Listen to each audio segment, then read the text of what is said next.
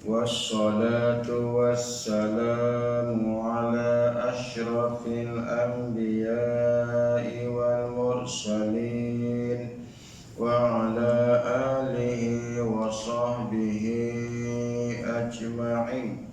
Qala rabbi shrah lana sadrana wa yassir lana umurana wahlul uqdatan min lisanina yafqahu qawlana.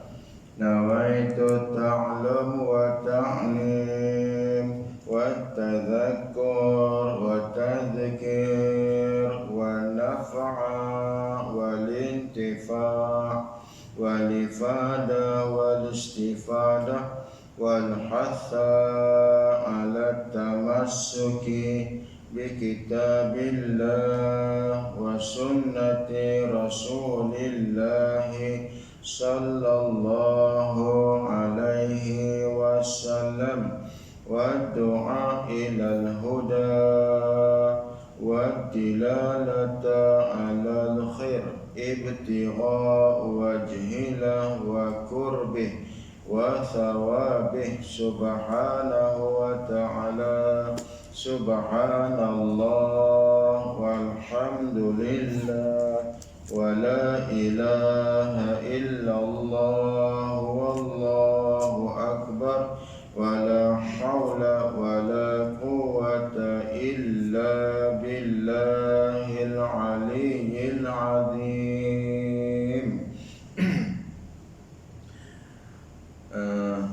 Terakhir kita punya tanda ni 26 hari bulan 12, dalil atas qidam Allah Subhanahu wa taala.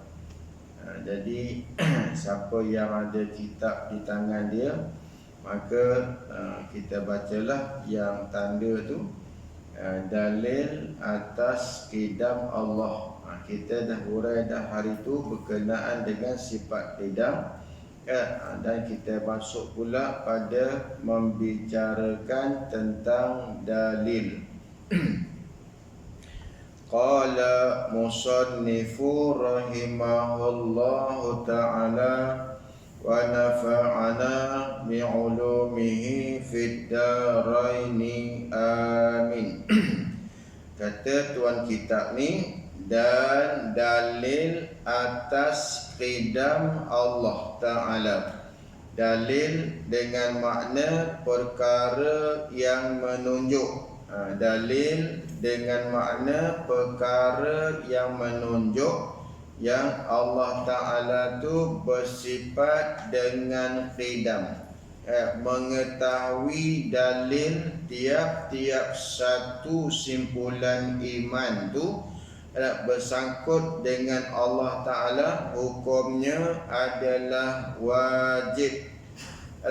Maknanya kalau seseorang itu beriktikad tetapi tidak ada dalil, walaupun iktikadnya betul sekalipun, seperti contoh dia beriktikad Allah Ta'ala tu sedia, yakni qidam, tapi bila ditanya tentang dalil Allah Ta'ala tu qidam, dia tak boleh jawab, dia tak tahu, maka hukumnya berdosa. Dan dosa tu pula termasuk di dalam dosa besar. Bahkan ada sebahagian daripada ulama ahli sunnah wal jamaah mengatakan kalau tidak mengetahui dalil tentang berkenaan yang bersangkut dengan akidah, yang bersangkut dengan zat Allah ni, sifat Allah ni, maka hukumnya tak terpakai iman. Maksud tak terpakai iman tu, di sisi Allah Ta'ala orang tu kufur. Itu sebahagian daripada ulama ahli sunnah wal jamaah. Tapi nasib baiklah tuan-tuan sekalian, nasib baiklah ulama yang mengatakan kalau tidak tahu dalil itu hukumnya adalah tak terpakai iman, di sisi Allah Ta'ala orang tu jadi kufur, kafir, nasib baiklah kaul ni kaul yang tidak muktamad, kaul yang tidak putus, yang tidak kuat.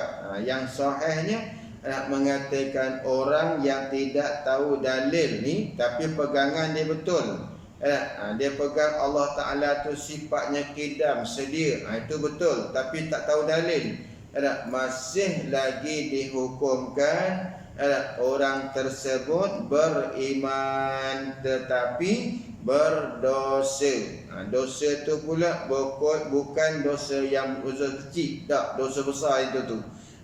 Baik, jadi sebab itulah tuan-tuan, tiap-tiap pengarang kitab bab tauhid ni, bab mengenal Allah Ta'ala ni, mana-mana pengarang pun dia mesti letak menghuraikan makna sifat, serta ada dalil.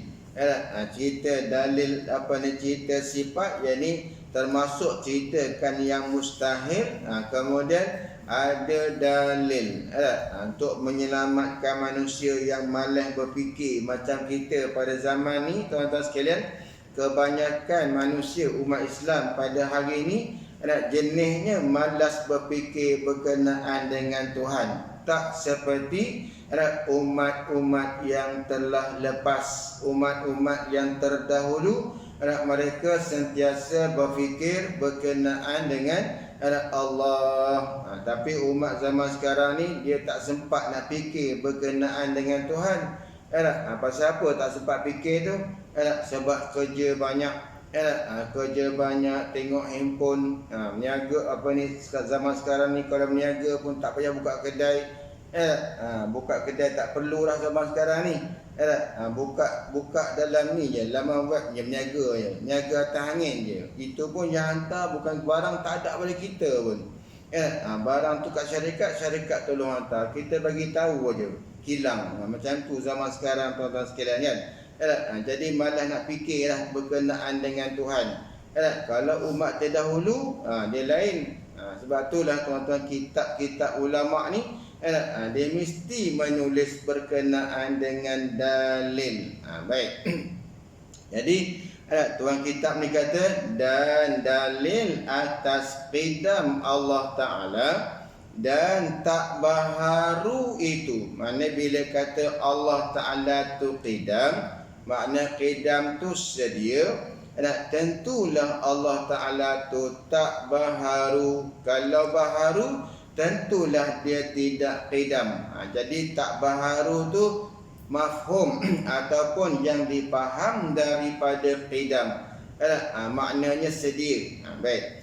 Ialah dalilnya ialah kita fikir dengan akal, kita fikir dengan akal kita, menunjukkan dalil yang dekat sini ni dalil akal. Ni satu masalah Ustaz ni. Satu masalah apa? Satu masalah tuan-tuan sekalian, dalam ilmu usuluddin ni tuan-tuan ya. Di antara dalil akal dengan dalil Quran ataupun dalil hadis, mana yang lebih kuat? Ni masalah ni ditimbulkan oleh orang awam lah.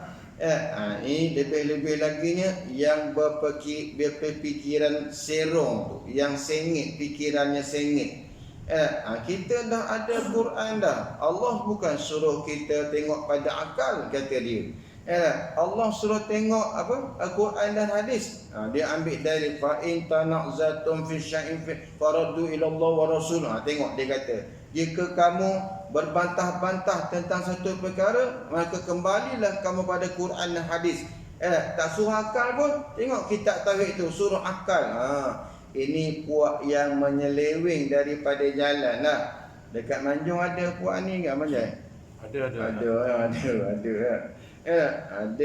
Ada puak macam ni dekat Manjung banyak. Ni sengit kepala dia, sengit tuan-tuan. Nampak je elok tapi sengit kepala dia tu. Sebenarnya tuan-tuan, dalil akal dengan dalil Quran hadis ni, dalil akal lebih kuat. Tentu tuan-tuan tanya, pasal apa pula Ustaz? Quran dan hadis tak kuat ke? Bukan masalah Quran dan hadis tu tak kuat. Masalahnya tuan-tuan, Quran dan hadis tu kalau orang tak belajar, kalau orang hanya pandai baca, macam mana dia nak berdalil dengan Quran dan hadis? Kalau kita di Malaysia ni tuan-tuan sekalian, berapa ramai yang boleh menghuraikan? Kadang-kadang minta maaf Ustaz Lan, minta maaf. Minta maaf Ustaz Lan, minta maaf. Kadang-kadang ada jenis ustaz tuan-tuan yang tafsir Quran ikut akal dia aje. Ni banyak ni zaman kita ni tuan-tuan, banyak zaman kita macam tu. Buka Quran, ambil ayat Quran, nak baca terjemahan, hurai ikut akal dia. Dah berlaga sana, berlaga sini, berlanggar sana. Ilmu tu tuan-tuan, kalau orang yang ada ilmu dia meratai, bukan ilmu tafsir saja dia tahu, tapi fiqh pun dia tahu, hadis yang bersangkut dengan ayat asbabun nuzul pun dia tahu, ilmu tauhid pun dia tahu, maka tak belagalah.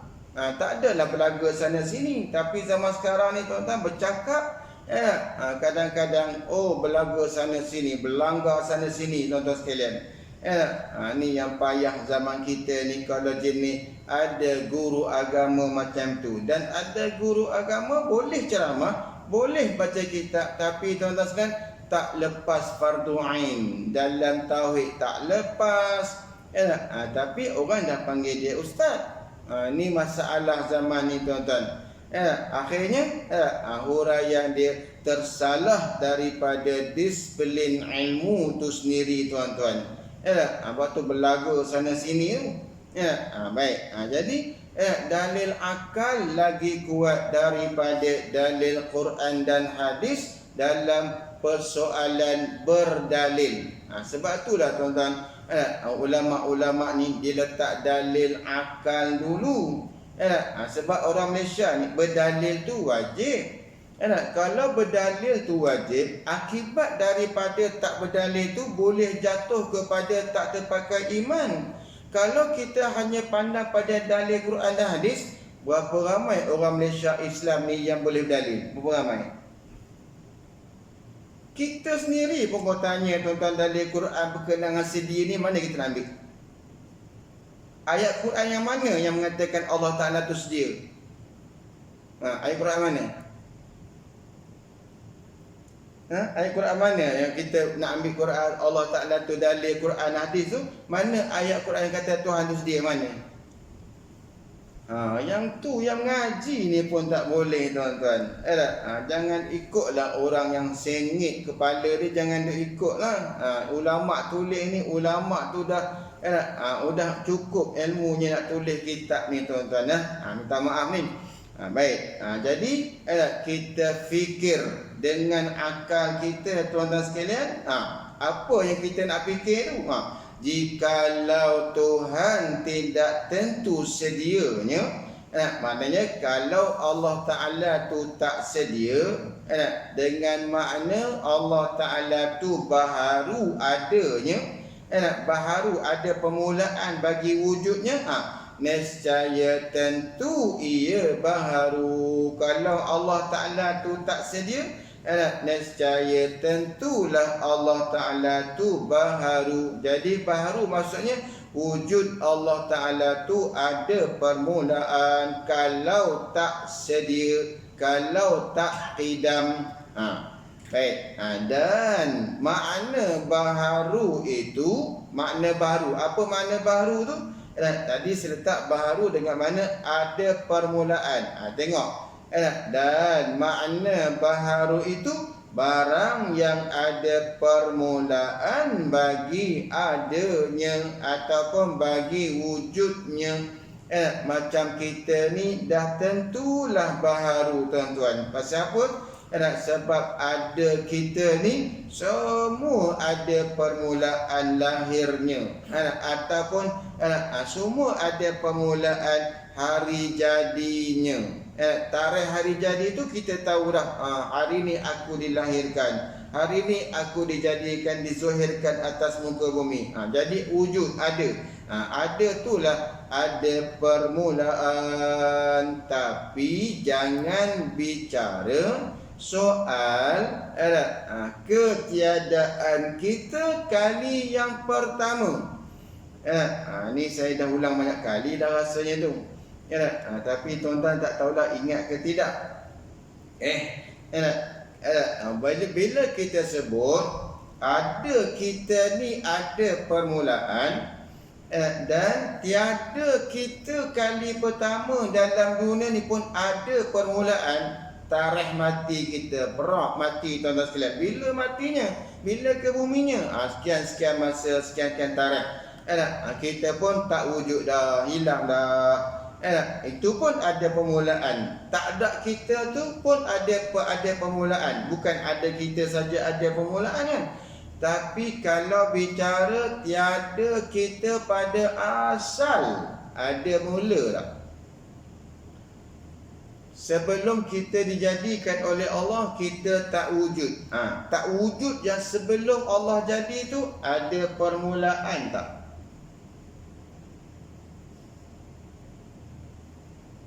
Tiada kita yang kali kedua tu, lepas ada tiada. Tiada tu ada permulaan.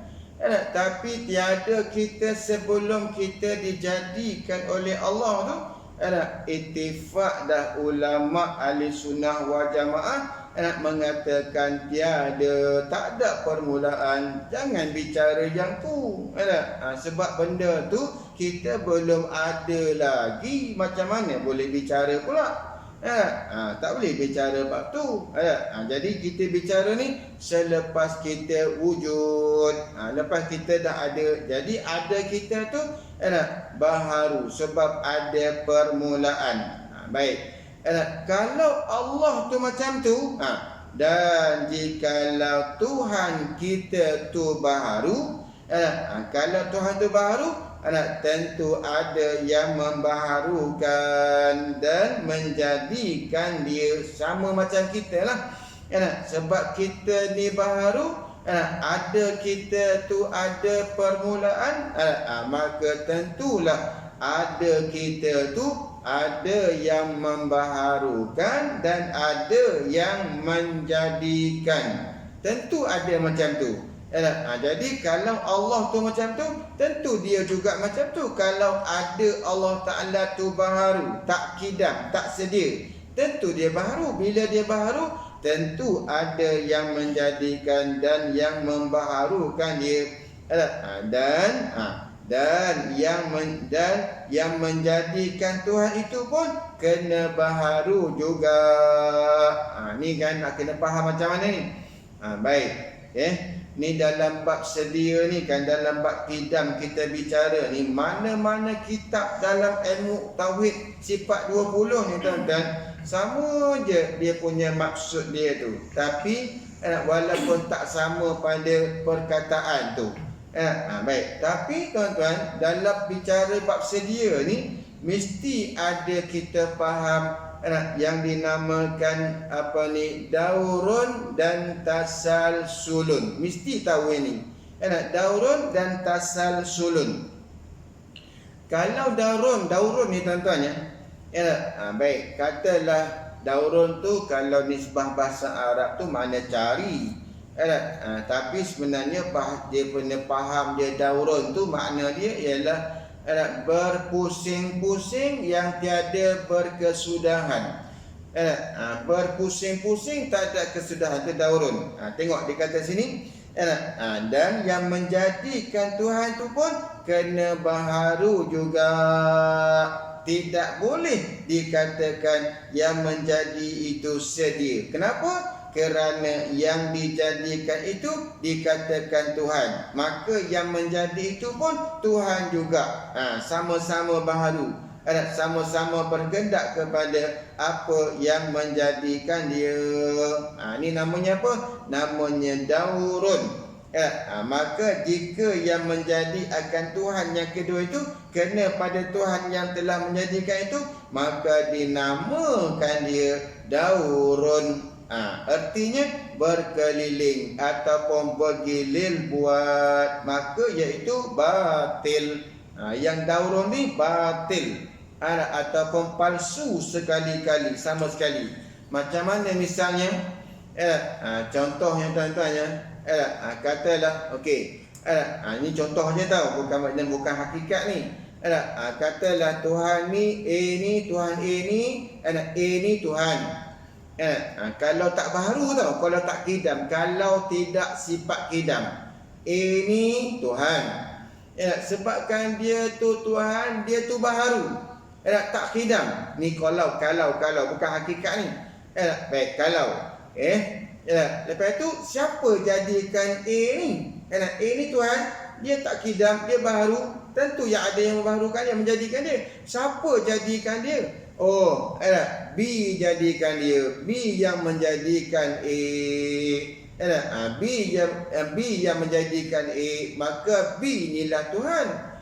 Bila kata B ni Tuhan, B ni juga tak kidam, tak sedia, baharu juga. Kena ada yang menjadikan dia. Siapa jadikan B ni pula ni? C pula jadikan dia, tuan-tuan. Ni kita ambil 3 contoh cukup lah. Kalau nak ambil banyak pun boleh, tapi ambil 3 ni pun cukup lah. C jadikan B. Okey, kalau C jadikan B, situasi macam ni, keadaan macam ni, tentulah C ni pun Tuhan. Sebab dia yang menjadikan B. B pula menjadikan A.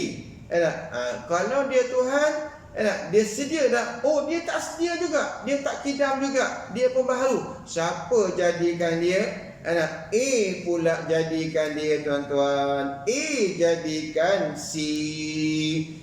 Keadaan macam ni dinamakan daurun, dan hukumnya ni ialah batil. Maksudnya mustahil. Kenapa mustahil keadaan macam ni? Kerana tiap-tiap satu Tuhan tu berhimpun dua yang berlawanan dalam satu perkara. Tiap-tiap Tuhan ni, A, B, C ni, tiap-tiap ni berhimpun dua benda yang berlawanan. Mana? Tengok mana yang berlawanan, tuan-tuan. Ketika C menjadikan B, ketika C menjadikan B, dia dah ada ke belum? Sepatutnya dia dah ada lah. Dia dah ada lah, sepatutnya dah ada lah dia, sebab dia yang menjadikan B ni. Tapi bila tilik pada A yang menjadikan C, ketika A menjadikan C ni, A tak ada lagi, C tak ada lagi lah, sebab tu A boleh buat. Ketika itulah berhimpun dua yang berlawanan. Mana dua yang berlawanan tu? Ada dan tiada pada C. Masa dia jadikan B, nampak dia macam dah ada lah. Tapi ketika A menjadikan dia, dia tak ada lagi lah. Yang macam tu lah berhimpun dua yang berlawanan dalam satu benda. Ni dalam A, dalam C pun sama, dalam B pun sama. Tengok ya. Ketika B menjadikan A, nampak B macam dah ada lah. B dah ada lah, sebab tu dia boleh jadikan A. Tapi ketika C menjadikan B, tak nampak macam B tu tak ada, tuan-tuan sekalian. Padahalnya C pun sama situasi dia. Macam tu juga dengan A. Ketika A ni, tuan-tuan sekalian, ada, ketika dia menjadikan C, nampak dia dah ada dah. Tapi ketika B menjadikan dia, dia tak ada lagi. Jadi berhimpun tiap-tiap satu Tuhan tu berhimpun dua yang berlawanan. Jadi daurun tu dihukumkan batilun, batil. Batil boleh baca, batal pun boleh baca. Nak baca batil makna dia palsu. Nak baca batal, maka yang macam tu tak terima pada akal. Tu makna batal. Kenapa? Tengok, kerana kedua-dua Tuhan umpamanya itu, kalau dua-dua lah, kalau tiga-tiga lah, berhimpun dua perkara yang berlawanan. Apa yang berlawanan tadi? Iaitu tiap-tiap satu itu berhimpun ada nisbah, dialah yang menjadikan Tuhan yang pertama itu. Dan tiada, Tuhan tu tak ada, nisbah dialah yang kena jadi. Nampak dia hurai. Masa tengok dia yang menjadi, mana dia dah ada dah. Ketika kita tengok dia yang kena jadi, dia tak wujud lagi. Jadi berhimpunlah dua perkara yang berlawanan. Berhimpun dua yang berlawanan pada satu benda ni tuan-tuan. Akal siapa yang boleh terima? Akal siapa yang boleh terima? Tak ada siapa, akal siapa pun tak boleh terima tuan-tuan. Walaupun akal orang bodoh sekalipun tak boleh terima dia. Akal orang tak ngaji pun kalau kita cerita, hang boleh terima tak macam ni? Aku tak terima kalau macam tu. Dia pun kata macam tu. Tak terima walaupun orang tu tak ngaji tuan-tuan sekalian. Kalau kita yang ngaji ni terima macam tu, teruk lagi lah kan. Tapi saya yakin tak ada siapa yang terima tu.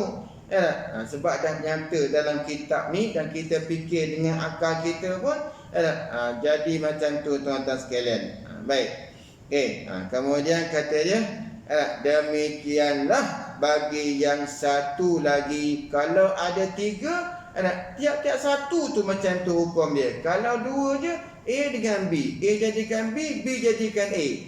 Yang macam tu pun dua-dua tu juga hukumnya adalah mustahil. Sama je tuan-tuan sekalian.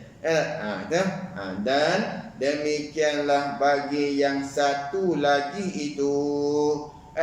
Dan jika yang menjadi Tuhan yang kedua itu Tuhan yang ketiga, yang ketiga tu pula yang keempat, menjadikan dia, dan yang keempat tu yang kelima, dan yang keenam, yang ketujuh, sehingga tidak kesudahan.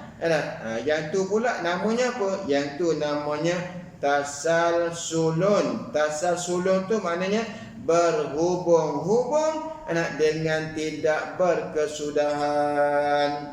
Jadi kan kalau fikir dalil Daud dan dalil Kidam ni tuan-tuan, dia tak lepas daripada dua istilah di dalam ilmu usuluddin, yang dinamakan daurun dan tasalsulun. Kalau daurun kita dah boleh fikirlah. Tapi kalau tasalsul tu kan tuan-tuan, tasalsulun, bukan tersasul. Tasalsulun. Tasalsala ya tasalsalu tasalsulan. Tu ilmu soraf tu. Jadi tasalsul tu maknanya bersambung-sambung, tak ada putus-putus, tak ada kesudahan. A jadikan B, B jadikan C, C jadikan D, D jadikan E, E jadikan F, F jadikan G, sampai lah tak ada titik nota. Yang tu tuan-tuan sekalian pun tak terima pada akal. Kenapa? Mesti ada titik notahnya tuan-tuan sekalian. Mesti ada titik notahnya tuan-tuan sekalian. Baik. Okey. Jadi yang keenam, yang ketujuh, sehingga tidak kesudahan dan tidak habis, tidak habisnya bilangannya. Maka dinamakan dia tasalsulun. Kalau yang macam tu dinamakan tasalsulun. Artinya berhubung-hubung dengan tiada berkesudahan. Maksud berhubung tu bersambung-sambung. A jadikan B, B jadikan C, C jadikan D, D jadikan E, sampai tak ada kesudahan. Kalau Tuhan tu tidak kidam, kalau Tuhan tu tak sedia, maka jadi macam ni Kalau berhenti, A jadikan B, B tak ada siapa jadi, maka B lah Tuhan. Kalau berhenti setakat tu, macam Allah jadikan kita, Allah tak ada siapa jadikan dia, sebab dia sedia. Maka Allah itulah Tuhan kita tuan-tuan sekalian. Tapi tuan-tuan minta maaf secakap hari ni tuan-tuan Allahu Akbar. Kalau saya nak kata gini boleh dah Ustaz Azlan. Kalau saya nak kata macam ni lah, tuan-tuan sekalian, zaman kita ni kan tuan-tuan, kena hati-hati sangat dengan ustaz-ustaz yang kita panggil mengajar kat surau kita, kat masjid kita tuan-tuan. Kalau kesalahan yang boleh dimaafkan, okeylah. Tapi kalau kesalahan yang tak boleh dimaafkan, tuan-tuan, sangat berbahaya untuk masyarakat. Kalau saya tanya tuan-tuan gini, manusia ni makhluk macam kita lah. Manusia ni sebenarnya, tuan-tuan, ada pilihan ke tidak? Sebenarnya kita ni ada pilihan ke tak? Sebab saya dah baca dah dulu ni berkenaan qada qadar tu dulu. Sebenarnya kita ni ada pilihan ke tak? Apa nak jawab? Nak buat akidah ni tuan macam mana tuan? Tuan DO. DO besar. Tuan? Okey, baik. Kalau ada pilihan, bererti kita sebagai manusia ni yang berkuasa atas diri kita sendiri.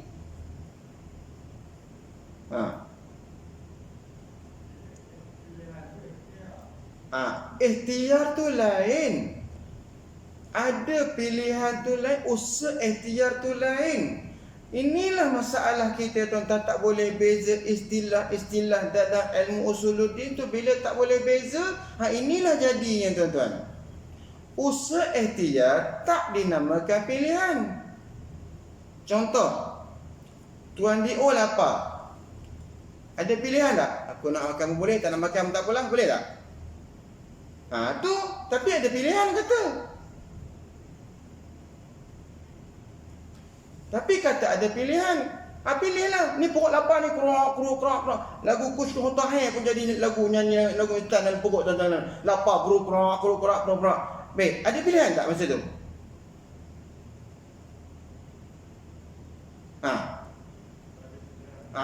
Tu ada pula ustaz, orang kita pula kata Tuhan tu ada pilihan ustaz. Macam mana nak buat ni Ustazlan? Kalau tuan kata ada pilihan, maknanya macam mana tuan beriman dengan qada dan qadar? Macam mana tuan-tuan beriman? Percaya qada dan qadar, tuan-tuan faham macam mana? Macam mana kita pegang qada qadar?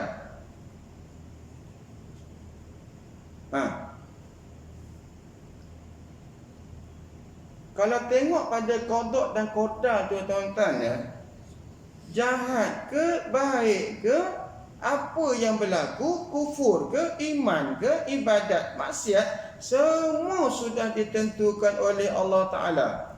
Tak berubah dah. Dia tak berubah dah yang tu.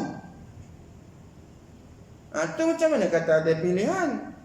Usaha tu bab lain pula. Usaha tu dah lain, bukan masuk bab qada, bukan masuk dalam bab pilihan.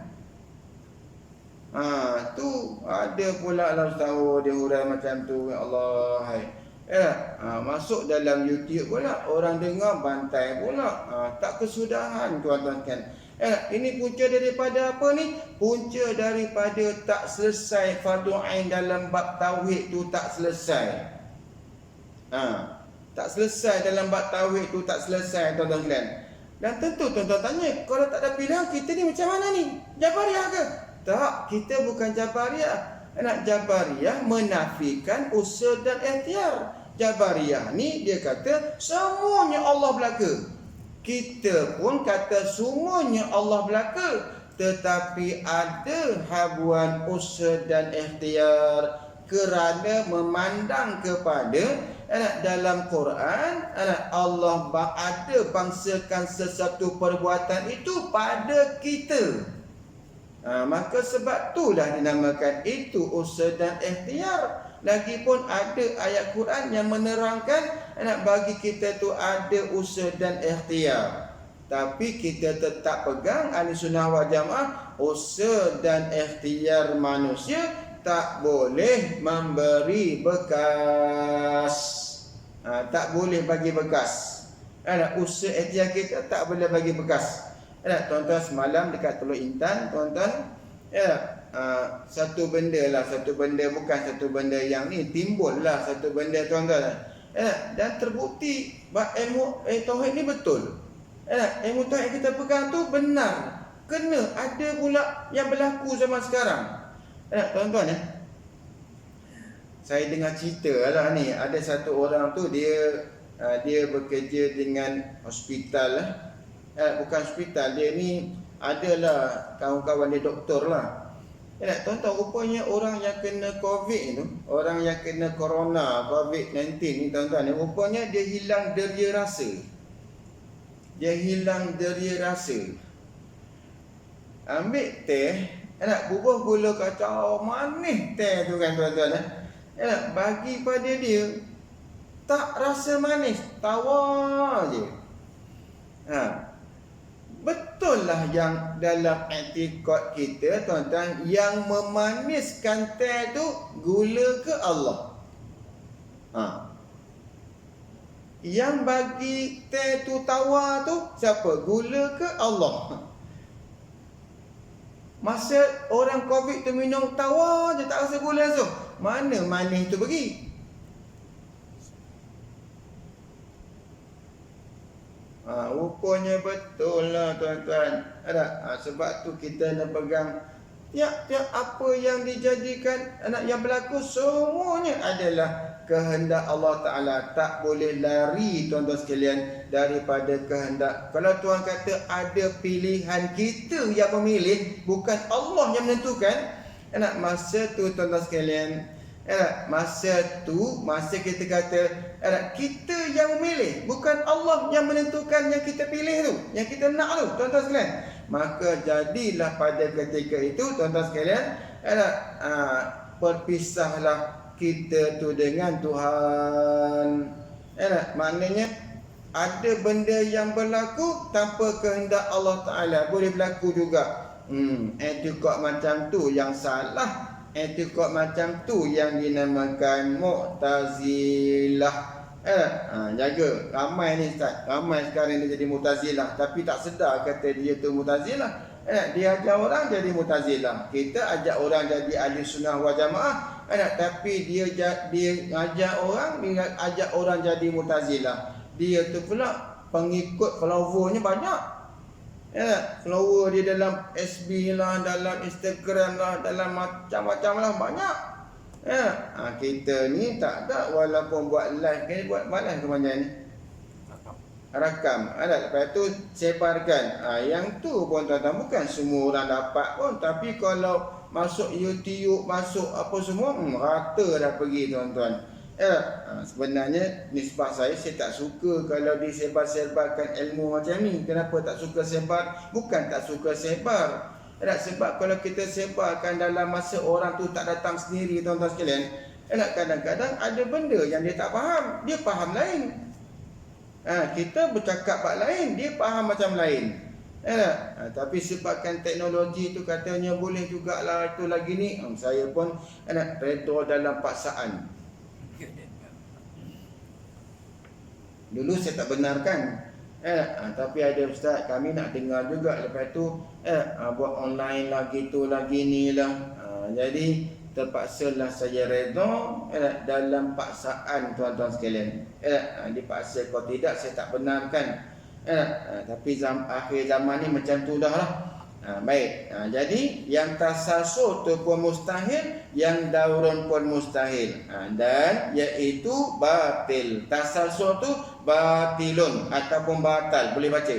Kerana berhimpun dua perkara yang berlawanan juga, iaitu kesudahan habis pada diri perkara itu dan tidak kesudahan habis pada dakwaannya. Tak habis, A jadi B jadi C jadi D sampai tak habis-habis. Tapi pada dakwaan macam habis. Tak, sebenarnya tak habis. Yang tu mustahil. Dan iaitu mustahil, yakni tentu tidak sekali-kali, tentu tak sekali-kali berlaku macam tu. Tak sekali macam tu berlaku. Mesti ada titik noktahnya tuan-tuan. Kerana tidak ada yang berhimpun dua perkara yang berlawanan itu, takkan berlaku lah. maka membawa kepada tidak ada makhluk. Jadikan kalau daurun pun sama, tasalsul pun sama, tak ada jadikan makhluk. Pasal apa? Sebab A Tuhan. Siapa jadikan dia? B jadikan dia. Tak sempat A nak buat, dah B jadikan dia. B tak sempat, C pula jadikan dia. Akhirnya tuan-tuan tak boleh buat makhluk. Pasal apa? Sibuk kena jadi. Lalu dia nak menguruskan yang dia buat, tak sempat. Kalau jadi macam tu lah, tak ada makhluk. Jadi tak ada makhluk tu tuan-tuan mustahil. Dia kata tidak ada makhluk ini, dan iaitu ketiadaan makhluk tu batil.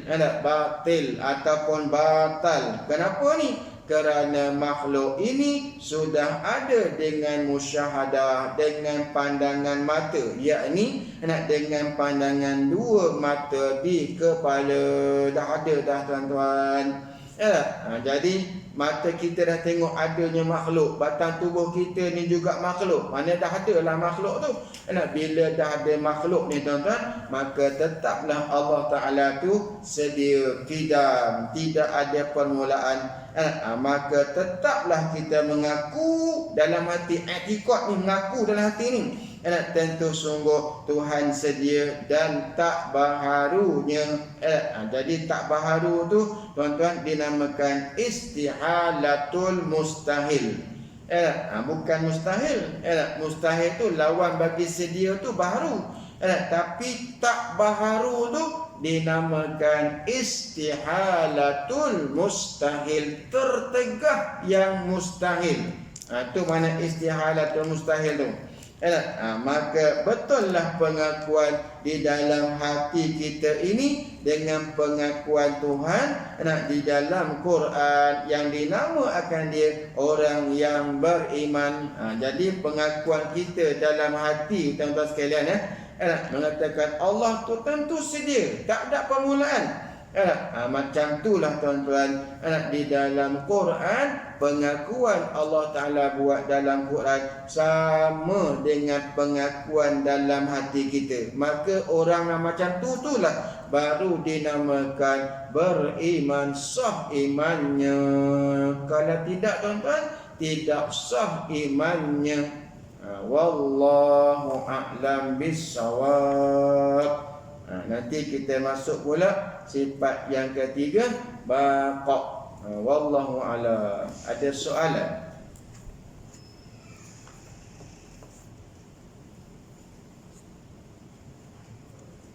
Kitab fiqh nak baca tak ni? Baca juga? Boleh ya, insya-Allah pukul tak payah rehat.